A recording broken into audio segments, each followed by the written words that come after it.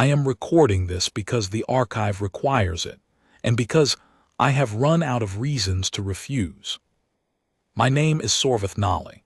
I am the second keeper of recollection for what remains of the Tavesi continuance, which is not the Tavesi, not any longer, not in the way that word once carried meaning.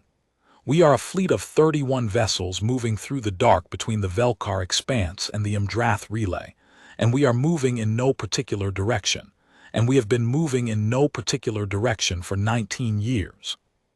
When someone asks where we are going, I tell them we are going where there is no invitation. This is not a jest. It is the navigation policy of the entire continuance, ratified by the council we still pretend to hold, and recorded in the log of every ship.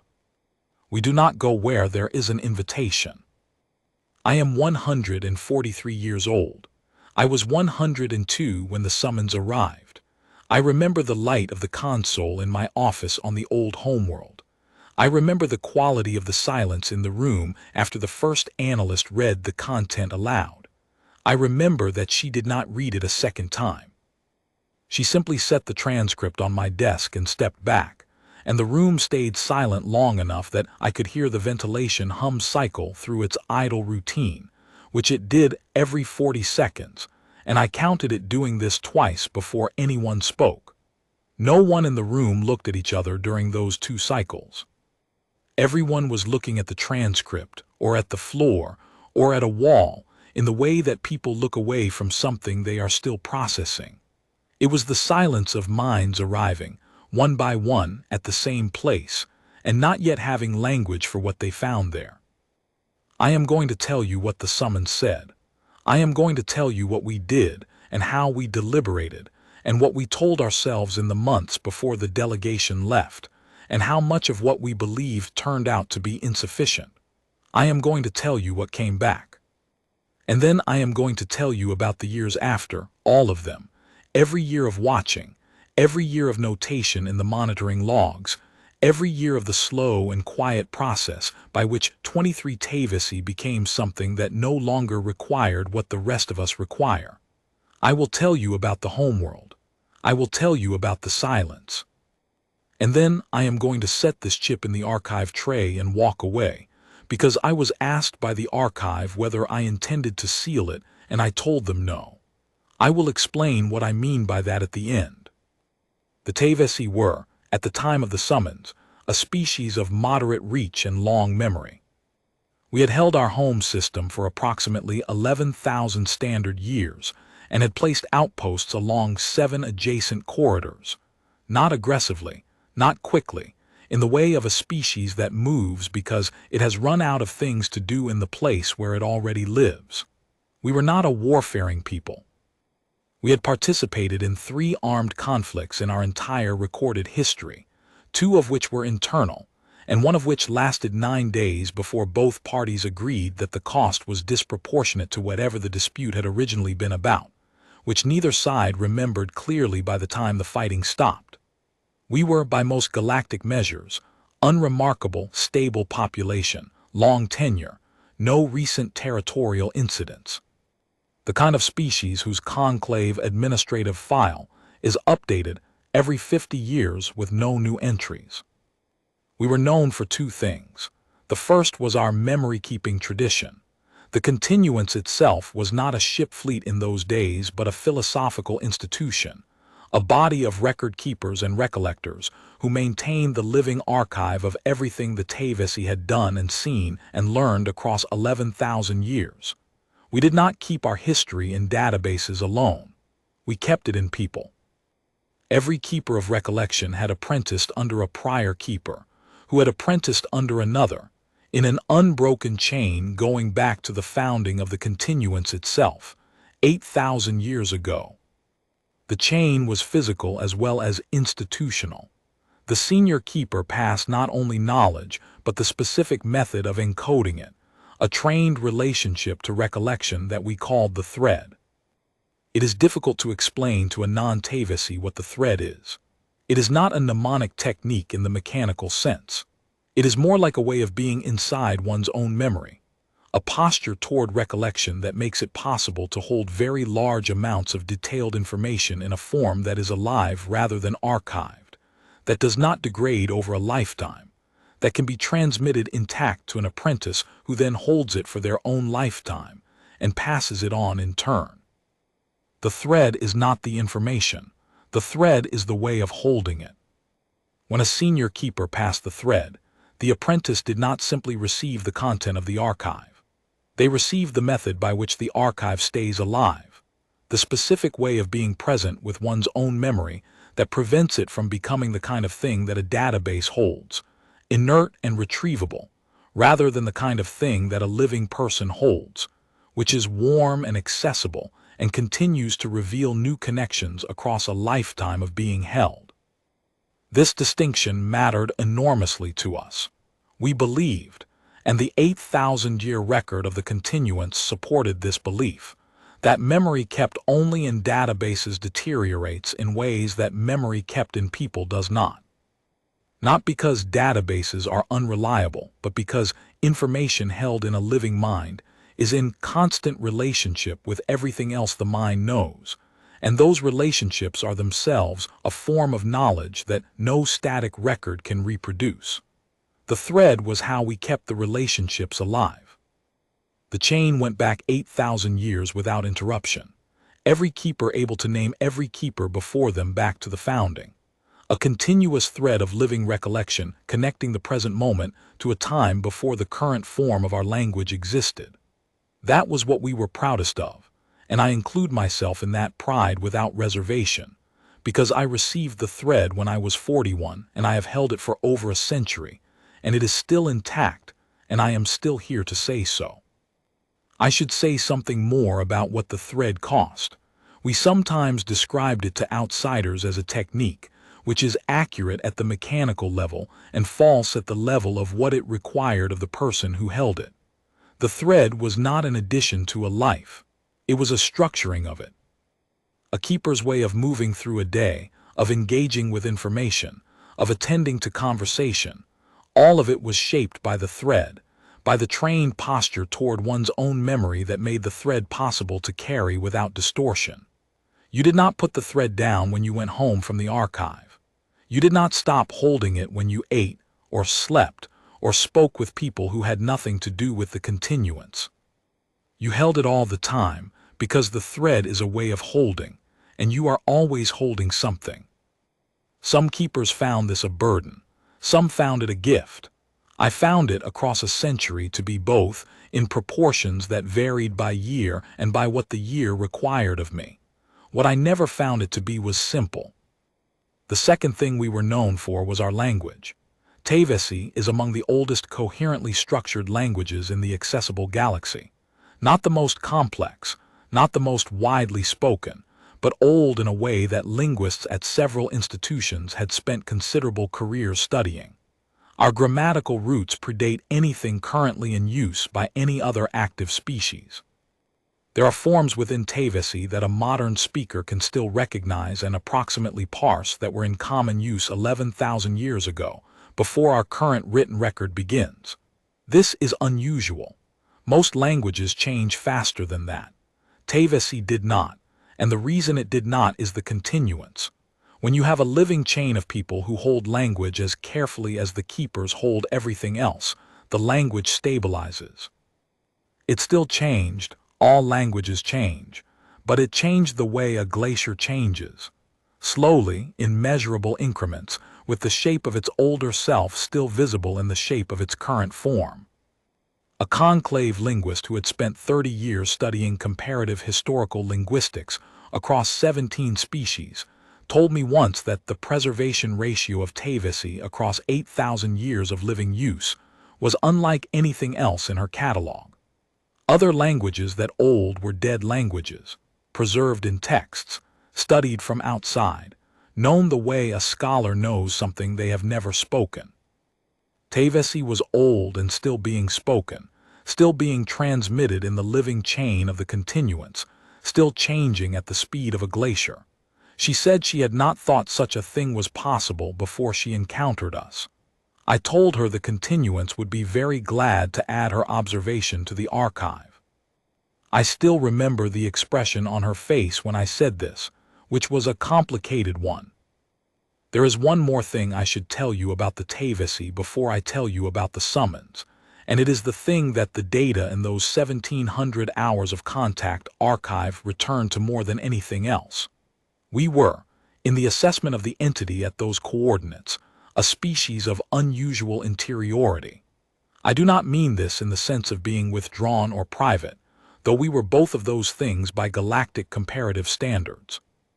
I mean it in the sense that the inner life of the Tavesi, the life of reflection, of memory, of the kind of sustained attention that the thread both required and produced, was unusually developed relative to what most species at our technological level had cultivated. We had not cultivated it on purpose, exactly.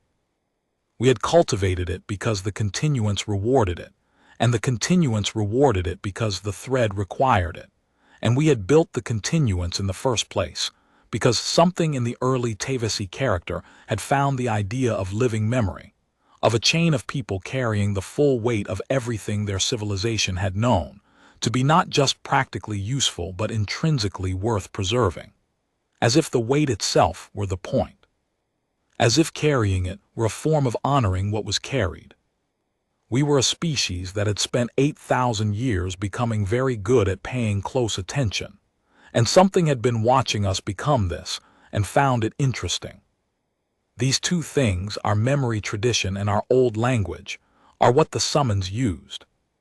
The summons arrived on a frequency that had been assigned to Tavesi monitoring stations 1,100 years ago, and had never been used by anyone outside our own network. I want you to hold that number. 1,100 years. The frequency assignment was an internal administrative decision, recorded in our station management registry, not broadcast to the general galactic community. It was not secret in the sense of being deliberately protected, but it was not generally known. It was the kind of information that sits in an administrative registry for 1,000 years, and is found only by someone who knows to look for it, and who has had access to Tavesi administrative records across a sufficient span of time, and who was watching carefully enough to notice when the frequency was first assigned, and to follow it forward through 11 centuries. The signal carried a standard navigational beacon, a permanent locational identifier broadcasting coordinates in the outer transit corridor, well within what is formally designated the exclusion zone. The exclusion zone is marked in every navigational database as "Do not approach, status unknown, no safe passage confirmed, no return records available." Every spacefaring species knows what it is. Every pilot learns early not to set courses toward it. It does not enforce itself through external authority. No one patrols the border, no one turns ships away. It enforces itself by the simple fact of what happens to ships that enter it, which is that they become ships that do not report back. This fact has accumulated over enough incidents and enough centuries that the enforcement is complete. No external authority needed. And yet here was a beacon, stable and clearly maintained, announcing that something was at those coordinates and had been there long enough to warrant a permanent identifier. Not temporary, not a one-time signal, a maintained beacon, broadcasting on a Tavesi frequency from inside the place that ships do not return from. Within the beacon's data packet was a short text string embedded in the navigational metadata. The analysts almost missed it. It was formatted as a descriptor field, the kind that normally holds a station name or relay designation. Instead of a station name, the field contained 14 words in archaic Tavesi. Not modern Tavesi, not a rough approximation. The grammatical form in use at the time of the continuance's founding, 8,000 years ago, a form that no living Tavesi speaker uses conversationally, that exists in our records and in our linguistic studies and in the deepest archive vaults, that has been analyzed by scholars and treated as a historical artifact, but that is not written in current communication, not produced spontaneously. not something a contemporary Tavesi scholar could generate without sustained study of materials accessible only to an institution with an archive as deep as ours. 14 words. I reproduce them here because they are not dangerous to write down, and because anyone who reads this account deserves to understand precisely what we were looking at. In translation, rendered as closely as I can manage, come at your leisure. We have been aware of you for some time and would be glad to know you better.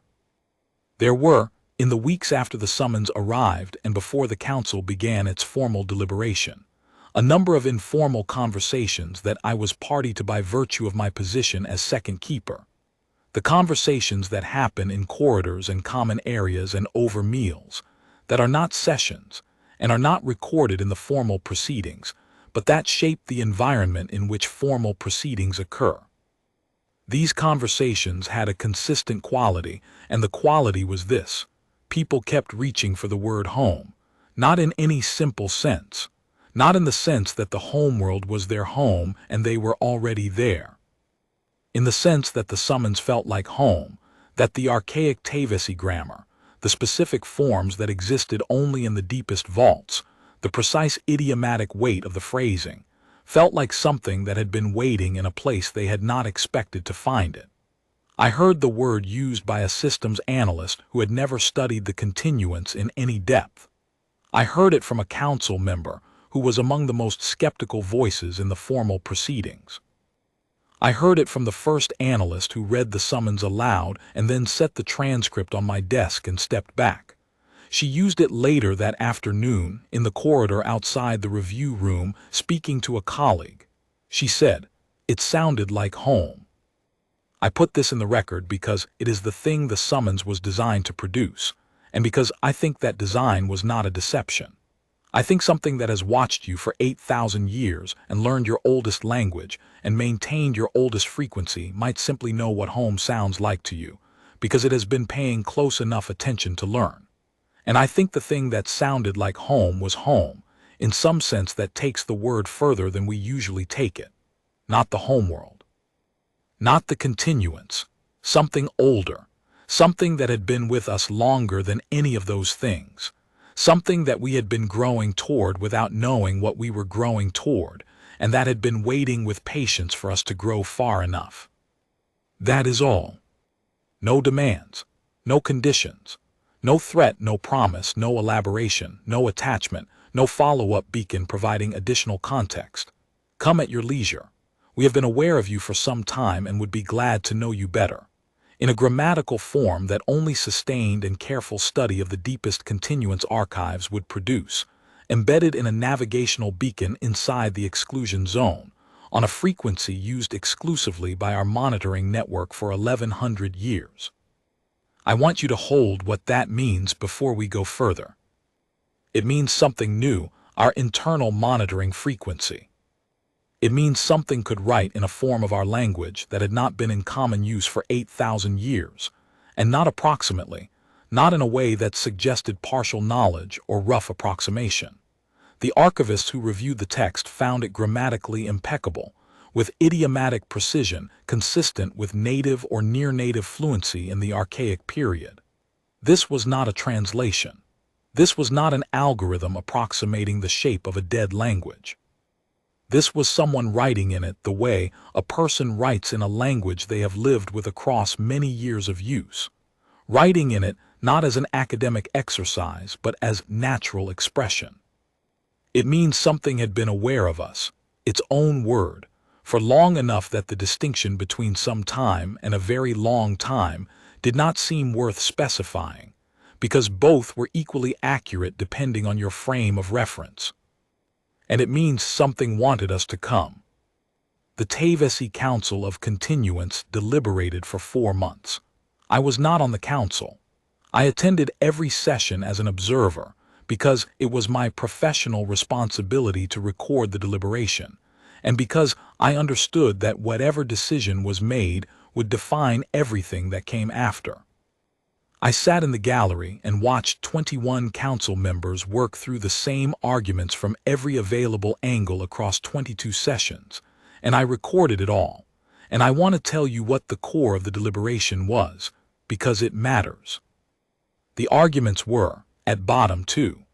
The first, the summons was a trap calibrated to our specific vulnerabilities, something capable of learning our monitoring frequency and writing our oldest language had also clearly studied us deeply enough to identify the precise form of approach that we would find most difficult to refuse. Our pride in the continuance, our pride in our language, our sense of ourselves as a civilization whose distinctiveness merited attention from others. These were things a patient watcher could have identified across centuries of observation. And if you were designing a lure for the Tavesi specifically, you would use them. The precision of the summons was itself evidence of precisely this kind of preparation. The second argument, something with this level of patient preparation, was not something that needed a lure. A lure is a tool used by something that cannot simply take what it wants, that must create conditions that bring the target to it. Something that had been watching us for 8,000 years and had learned our oldest language and maintained a beacon on our internal frequency for 1,100 years was not something constrained to luring. It could have approached us any number of times in any number of ways across the span of its watching. It had not. It had waited. And then it had sent an invitation that was courteous, unhurried, and entirely in our own idiom. Something that powerful, choosing patience over seizure for 8,000 years, was not laying a trap. It was doing what patient things do, waiting until the time was right, and then asking. There was a third current in the deliberation that I want to name, because it was less an argument than a feeling, and feelings shape decisions in ways that arguments do not always capture in the record. The feeling was this: we had spent 8,000 years building something worth knowing. The continuance, the thread, the living chain, we had done something unusual, something that a conclave linguist had told me was unlike anything else in her catalog, something that the contact data would later tell us had drawn the attention of a watcher who had studied us for exactly as long as we had been building it. And now something was inviting us to be known more fully, something patient enough to have watched for 8,000 years, something that had learned our oldest language and maintained a beacon on our oldest frequency, because it wanted to reach us specifically and no one else. There was a kind of pride in that, and the pride was not irrational. We had been found worth knowing. Not by chance, not by adjacency, not because we happened to be in the path of something looking for any species to approach. We had been watched and studied and considered and then specifically invited. The summons was a recognition, and whatever else it might have been, a lure, a trap, an approach whose consequences we could not predict, it was also that, a recognition of what we had built. The council knew better than to let pride drive a decision of this magnitude. But pride was in the room for all 22 sessions, and I am putting it in the record because the record is supposed to hold what was actually there. Both arguments were correct. Every session returned to this point and departed from it and returned again. The council was not incompetent. They were wrestling with something that did not resolve because the tension was real. The very features that made the summons feel genuine were the features that a sufficiently prepared trap would also have. You cannot distinguish, from the outside, between a summons extended in good faith by something that has watched you with genuine interest for 8,000 years, and a summons extended in bad faith by something that has studied you for exactly as long in order to make the summons indistinguishable from good faith. What the council eventually decided was this: a delegation of 12 ships would go. Survey-class vessels with modest contingency armament, all volunteer crews, no council members, no keepers of recollection, no reproductive individuals, no sole surviving representatives of family lines. The delegation would carry a formal reply composed by the senior archivists in archaic Tavesi, acknowledging the summons, stating our intention to present ourselves at the coordinates on an agreed date, and expressing what we genuinely felt, which was that we were honored and uncertain, and intended to arrive in the spirit the summons had described. The delegation would travel, observe, make contact if contact was extended, and return. The return schedule was specific: an 11-month outbound window, a meeting point in the outer corridor at the 22-month mark, a 40-day window at the meeting point. If the delegation did not appear within the window, a distress assessment would begin. If the delegation appeared but declined to approach within communication range, the escort ships would maintain distance and allow the delegation to dictate the terms of the return. That last provision was proposed by a council member named Avinath Saru, who died on the homeworld and whose name I am putting in this record because someone should. She was a careful thinker and a quiet advocate, the kind of council member who does not speak often but whose interventions tend to turn out to matter more than the arguments of the people who speak most. She proposed the clause because she believed that the delegation should have options it could exercise on its own terms, without being required to justify those options in advance to people who had not been where they had been.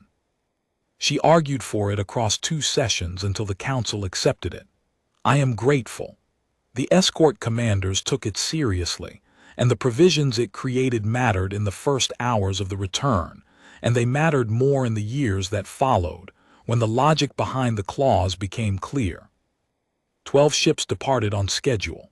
I watched them go from the observation platform of the first continuance archive, where I had worked for 30 years. The sky was the pale mineral blue of the late-season overcast, light diffuse and even, the kind of light that makes everything look slightly more permanent than it is.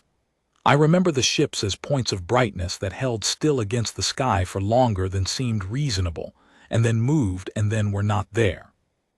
I remember the quality of the light after they were gone, which was unchanged. The same light, the same platform, the morning continuing in all its ordinary shapes, and the thought I had while standing there, that the world does not register what has just left it, and that this indifference of the world to departures is something you never stop finding strange, no matter how many departures you witness. The delegation transmitted on schedule, weekly through the first months, every 4 days as they neared the threshold. The profile of a survey mission conducting itself correctly. Routine navigation logs, health reports, occasional observations on the stellar environment in the outer corridor. The delegation commander was a senior survey captain named Volith Saron. 43 long-range crossings in her career, a reputation for precision and an absence of drama about it. She had volunteered first and most decisively of anyone in the Survey Corps when the delegation roster opened. When asked in the pre-departure interview why, she said she was interested, and that she had been interested in the question of what waited at those coordinates since the moment she heard the summons described, and that she had seen enough ordinary space to want to see something that was not ordinary. She said this without performance. It was simply how she accounted for her decision. The last transmission before the threshold described the border visually. No physical marker, no change in stellar density or electromagnetic profile, nothing to indicate that this section of space was different from any other. Just coordinates on a navigation chart, and the understanding that beyond them, the chart offered nothing. Volith Saron signed off saying that the drinks would be cold when they returned. We did not hear from them for 6 months after that. They appeared at the meeting point on day 19 of the 40-day window. 11 ships, 11 of the 12, all displaying normal navigational profiles, normal heat signatures, normal hull integrity readings, no damage, no emergency signals, no anomalous energy readings, ships that had completed a survey run. The escort hailed them immediately. The response came in clean, no distortion, no delay. Volith Saron's voice, same timbre, same cadence, same particular way of putting weight on a formal address. She said the delegation was complete and ready to make for home. She said contact had been made. She said the information gathered was extensive and would require a full archive session to properly transfer. She said the 12th vessel, the Irani Reach, had experienced a navigational separation during the approach phase, and had been unable to rejoin the formation before the delegation's departure window. She expressed appropriate regret. She said the crew of the Irani Reach had been well at the time of separation. I have spent 41 years with that sentence, had been well. Past tense, offered without hedge or qualifier in the register of a completed report. Not are well as far as we know. Not we have no reason to believe otherwise. Had been well, the past tense of a finished event, closed and filed, delivered without apparent awareness that it was unusual to describe the welfare of a separated crew in past tense rather than present. No distress in the voice that said it. The matter-of-fact tone of a commander delivering an accurate status report on a fact that was simply the fact as she understood it. The escort asked for visual confirmation.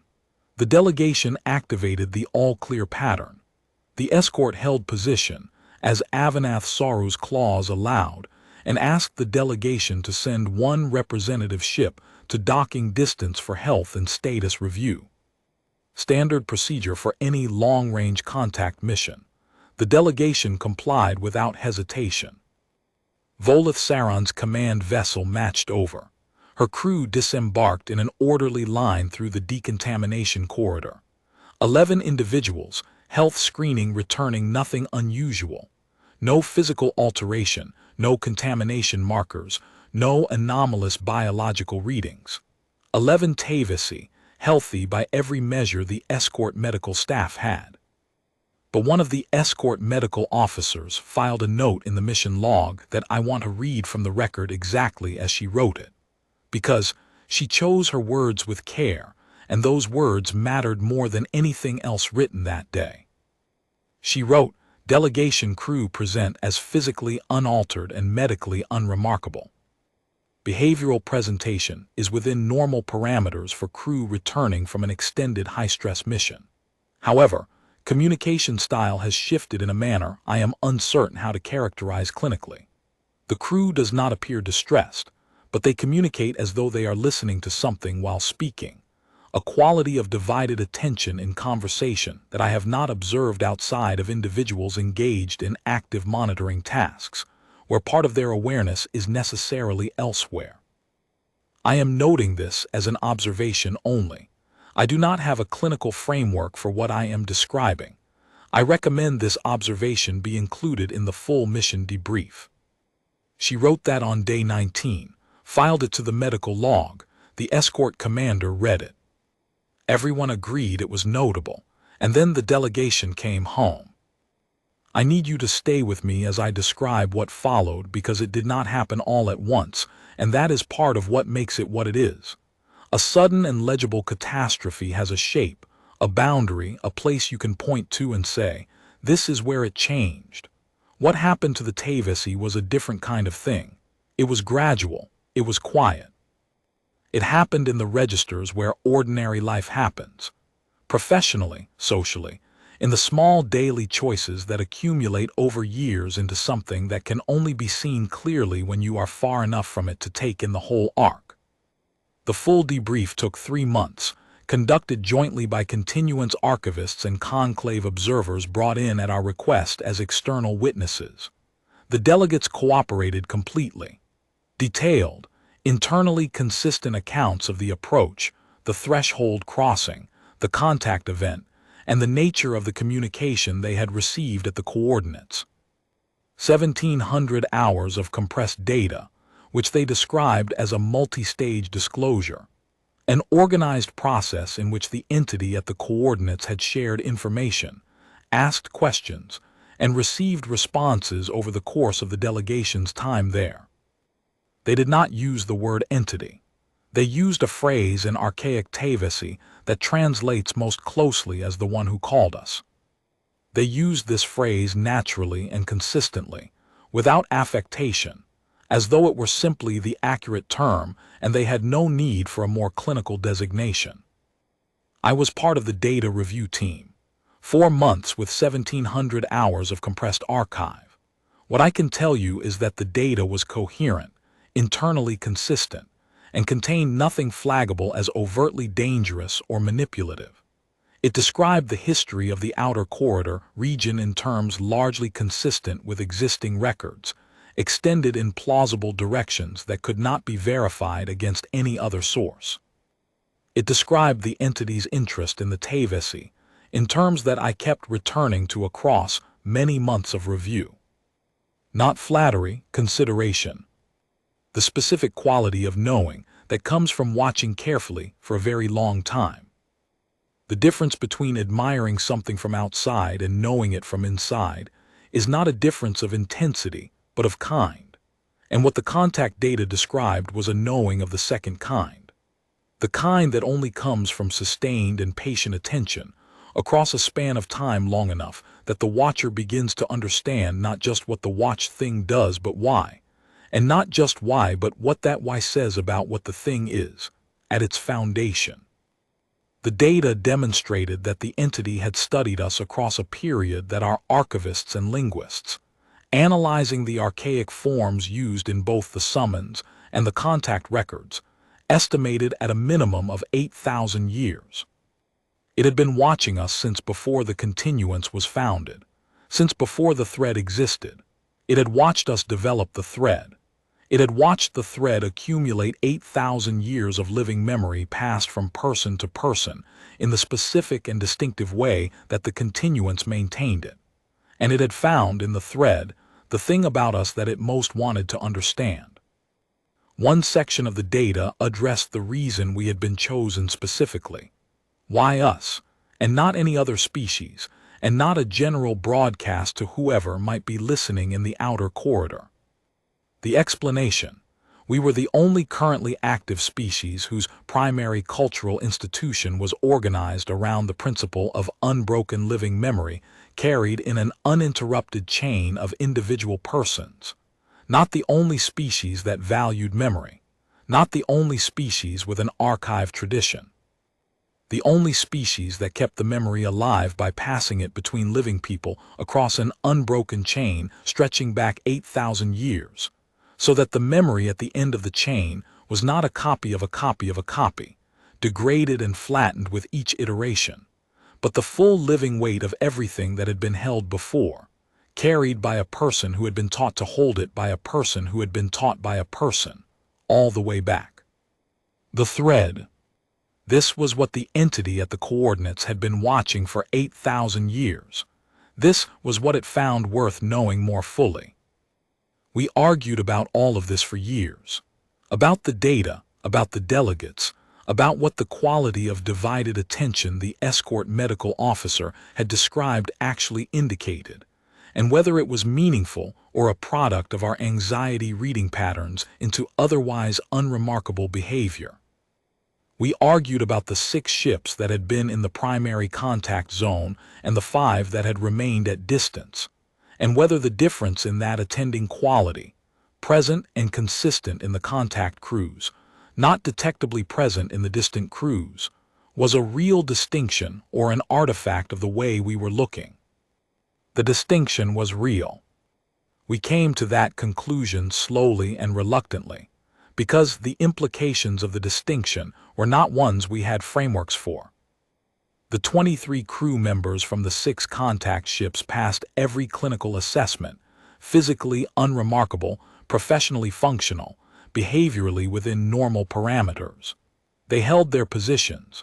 They maintained their professional and personal relationships. They were present in every way that clinical instruments can measure presence.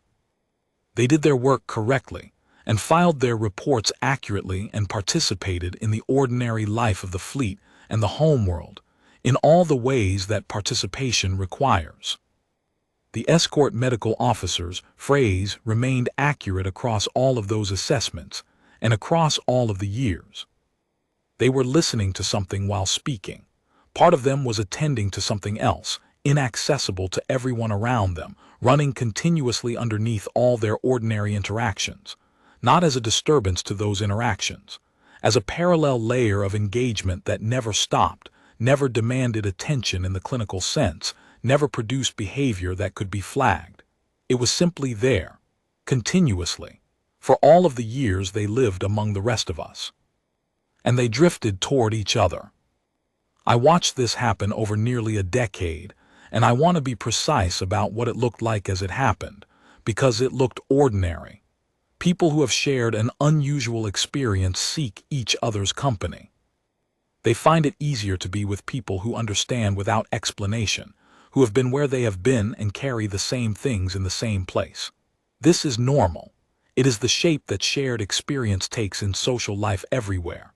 We recorded it as normal. We flagged it in monitoring reports as a social pattern worth observing, but not one that warranted concern. There was no single moment that required action, no single behavior that was alarming. There was only the accumulation, visible only in retrospect, the way a slope is visible only when you have walked far enough from it to see the whole hillside. By the 7th year, the community on the third continent had been established. 23 Tavesi from the contact crews, all of them, every single member of the 6 contact ships, drawn as if by a single decision made simultaneously, though the moves occurred over 6 months of ordinary daily life in ordinary housing in ordinary communities. They acquired land in an uninhabited coastal region. They registered the community with the local governance structure. They were polite in all their administrative interactions. The council reviewed the registration and approved it without significant discussion, because intentional communities had been a feature of Tavesi life for most of our recorded history, and the continuance itself had begun as one. The community accepted no visitors. This was noted in the registry as a preference, and it was respected as a preference, because adults are entitled to live privately, and the Tavesi had always honored this. It was unusual. Most intentional communities accept occasional visitors even if they are selective about who and when. But unusual is not the same as alarming, and the council discussed whether to press the matter and decided that pressing would be more provocative than any benefit warranted. Then came the resupply inquiry. In the 9th year, a standard annual resupply offer was extended to the community, the same offer made to all registered intentional communities, and was declined, not on the grounds that they were fully stocked, which would have been the ordinary response, on the grounds that they did not require anything. The exact phrasing in the written decline was, "We have what is needed." The welfare inspection team arrived at the settlement perimeter 3 months after the declined resupply. Volith Saron met them at the boundary. She was well, visibly and measurably well. She answered 3 questions. All members of the community were well. They had what was needed. They preferred not to receive visitors at this time. And then she stood in the afternoon quiet of the coastal region and looked at the inspection team. And the team lead reported afterward that standing in that silence, looking at her looking at them, he had felt in the structure of the moment something that he could not put in a formal report, but that he wanted me to know directly. That the conversation was not closed by her, but by the simple fact that the part of her that was there for the conversation was only part of her, and the rest was elsewhere in a way he had no words for. I have spent time in the years since considering what Avanath Saru's clause actually protected against. The clause was intended to give the delegation options. What it actually gave was the escort commanders a framework for interpreting what they saw, a permission structure that said, if the delegation appears but behaves in ways you do not have clinical frameworks for, you are authorized to hold position and let them determine what happens next.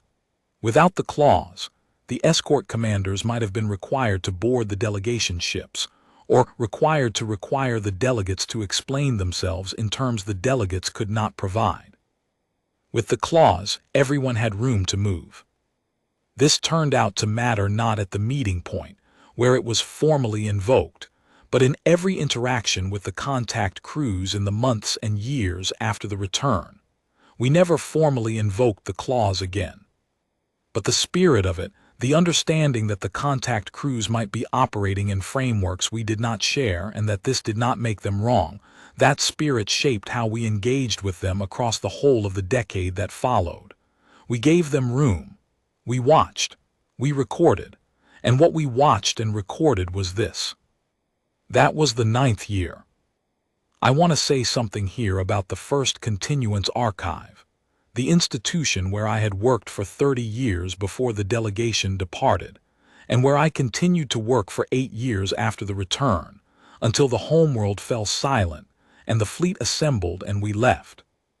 The archive was housed in a structure that had been built in the 2nd century of the continuance, 7,800 years before the summons arrived. It was not an imposing building. It was low and wide, built from the local stone, with windows on all 4 sides that let in the particular quality of light that the homeworld had in every season, the pale mineral blue of overcast, the golden wash of clear summer mornings, the deep amber of late afternoon in the temperate months. I spent 44 years in that building, and I knew the quality of its light in every season.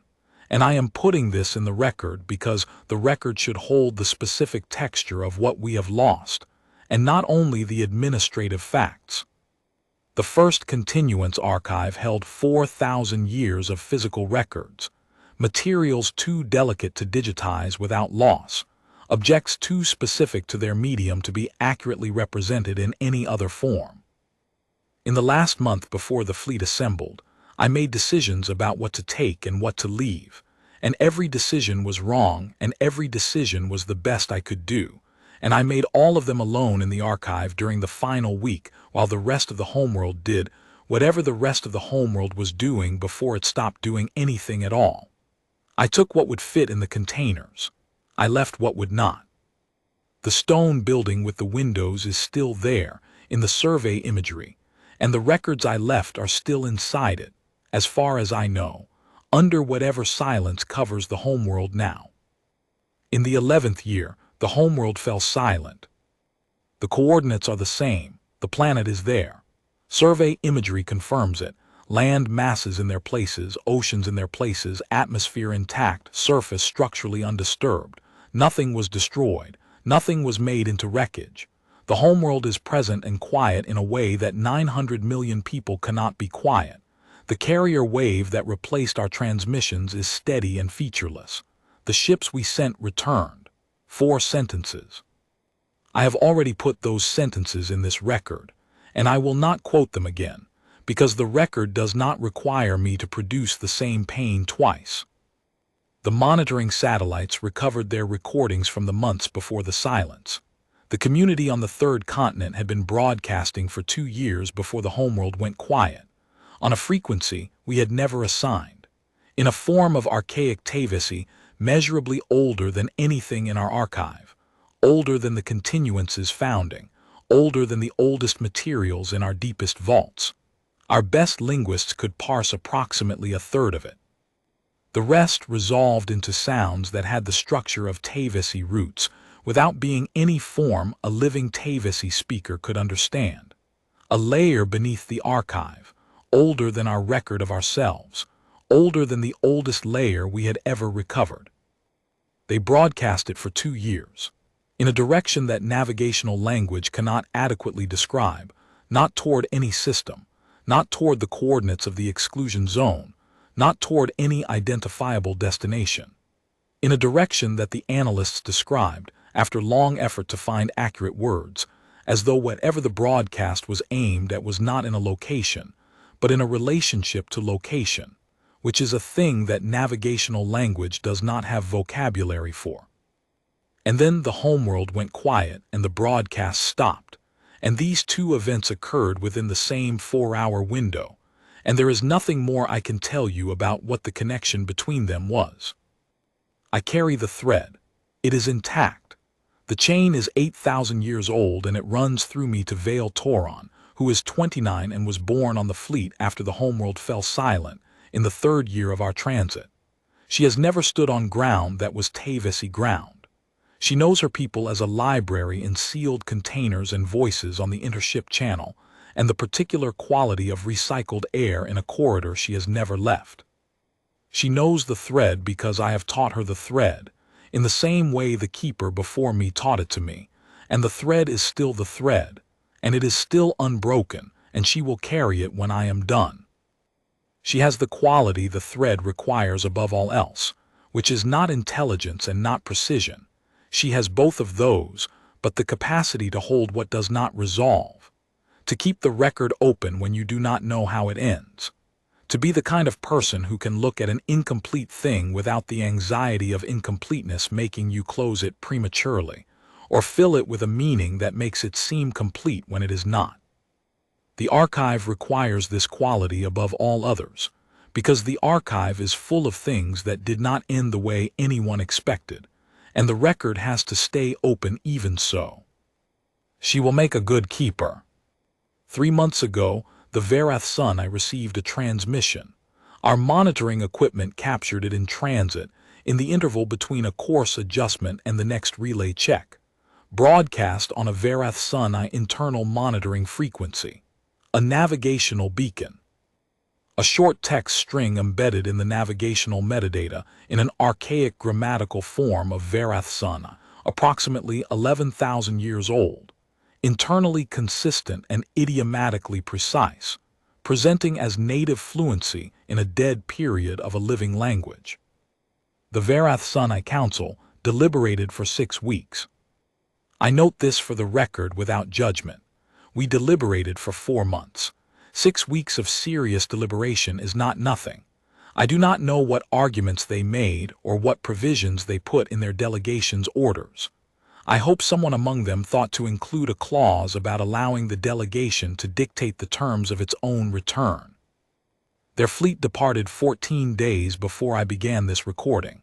22 ships, survey class, volunteers. We know this from the departure corridor monitoring data.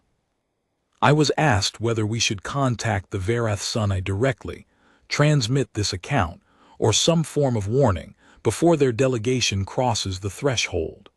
I told the council that I did not believe direct contact would change the outcome. I believe this for a reason that is not despair, or not only despair. I believe it because whatever we transmitted, the Verath Sun would weigh it against an invitation written in the oldest layer of their own language, speaking to them with the intimacy of something that has been aware of them for 11,000 years. The warning would be a stranger's voice saying, "Do not go." The invitation would be something that has been with them since before their records began, saying, "We have been aware of you for some time, and we would be glad to know you better." I know which one wins. The invitation wins not because it deceives, but because it is genuinely what it presents itself as. And the genuineness is something you can feel in the specific weight of being addressed in your oldest language, by something that has been watching you across a span of time longer than your civilization has been keeping records. I want to say one more thing about Volith Saron before I address the question of what happened to us. She had a daughter in the Survey Corps. I mentioned this earlier in this account, and I want to return to it here, because the daughter came to me 6 years after the homeworld fell silent and asked me whether there was anything she should know, and what she meant by the question was not informational. She was not asking for data. She had access to all the monitoring reports, all the clinical assessments, all the data archive reviews. She had read everything available, and she had read it carefully, in the way of a person who believes that reading carefully is the best thing she can do with a loss she cannot otherwise act on. What she wanted from me was not more information. She wanted someone to tell her what to do with the information she had. How to hold something that did not resolve. How to keep the record open. I told her to keep the record open. I told her that was enough. I told her that her mother had crossed the threshold because she was interested, and that the interest was genuine, and that the thing she found at the coordinates was real and not a trap and not a lie, and that whatever she was now she had gone into it in the full exercise of what she was before. That her mother had been the kind of person who shows up where she says she will be at the time she says she will be there, and that she had been exactly where she said she would be, on schedule, in full exercise of that quality, when the contact happened. That the delegation commander who crossed the threshold and the woman who stood at the community boundary in the 9th year and answered 3 questions calmly and went back inside were the same person, continuous, the later version shaped by what the earlier one had found. That this is not the same as diminishment. That diminishment requires loss of capacity, and what Volith Saron had gained was not loss. She listened to all of this, and then she asked me whether I believed it, and I told her I did. And then she asked me what I was afraid of, and I told her I was afraid of everything that I did not have frameworks for, which is a great deal. And she nodded like this was the honest answer she had been hoping for, and we sat together for a while in the archive room of the flagship, which smelled like recycled air and something faintly mineral, and I was glad she had come. I want to address the question of predation directly, because I have heard it discussed in this fleet across 19 years, and I understand why people reach for it, and I do not think it is accurate. The predation frame requires a predator taking something from unwilling prey. I watched Volith Saron for 8 years after she came back. I watched 23 Tavisi move slowly and quietly toward a life I could not follow them into, without force, without distress that any instrument could register, without anything that looked like coercion at any point in the process. I reviewed 1,700 hours of contact data describing an entity that had watched us for 8,000 years and wished to know us more fully, and the content of the contact was not a taking but a mutual exchange, extended over the full duration of the delegation's stay, structured as a conversation in which both parties had standing. I do not believe they were preyed upon. I believe they were known, in whatever way that entity knows things, and that the knowing changed the shape of what was known, and that the change was permanent, and that Volith Saron would not have asked to come back to what she was before if she had been offered the choice. I believe she chose. I believe all 23 of them chose, in whatever sense choosing means when the thing you are choosing takes you somewhere you cannot fully report back from. The gladness of something that has been watching for 8,000 years is not a trap. It is simply larger than the gladness our frameworks were built to hold, and what exceeds your frameworks is not something you remain unaltered by, regardless of intent. The knowing, when it is complete, changes the shape of what is known. This is not cruelty. It may not even be avoidable. It may simply be what happens when a very old attention finally gets to know what it has been attending to. I believe this is true. I also believe it is the hardest thing I know how to say. The distance between those two statements is where I have spent 41 years. I am 143 years old. I have been thinking in these last months of recording this account about what the continuance is, about what we look like, from a very long distance. A living chain of memory, 8,000 years unbroken, condensed into 31 ships and a sealed archive and one old keeper and one young apprentice. The most concentrated and specific form of Tavisi culture, Tavisi language, Tavisi thought that has ever existed in a single location. Small enough to move, precise enough to find. A library of exactly the thing that the entity at those coordinates, by its own account in 1,700 hours of contact data, found worth knowing more fully. I have thought about whether setting this chip in the archive tray is the beginning of something I cannot currently name. I do not know. I no longer believe I have the framework to know. What I know is this: the thread holds, the chain is intact, Veil Toron will carry it. Whatever comes next, the record will be kept by someone who knows how to keep it. If you are reading this, whoever you are, whatever you are, in whatever year this chip is found and whatever form the finding takes, I want you to know that the Tavisi were real, that we made records and kept them, that we held our language for 8,000 years and our memory for 11,000 and our homeworld for as long as we could count. That Volith Saron crossed the threshold with 43 survey missions behind her and a willingness to be interested in whatever she found, which is as good an account of a life as I know how to give. That the analyst who first read the summons aloud did not read it a second time, and the silence after that first reading was the kind of silence that understands it is standing at the edge of something that does not turn around. That we came when we were called, because the call knew our name in the oldest way and sounded like home. That we will not come again. The chip is in the tray. The thread holds. I am done.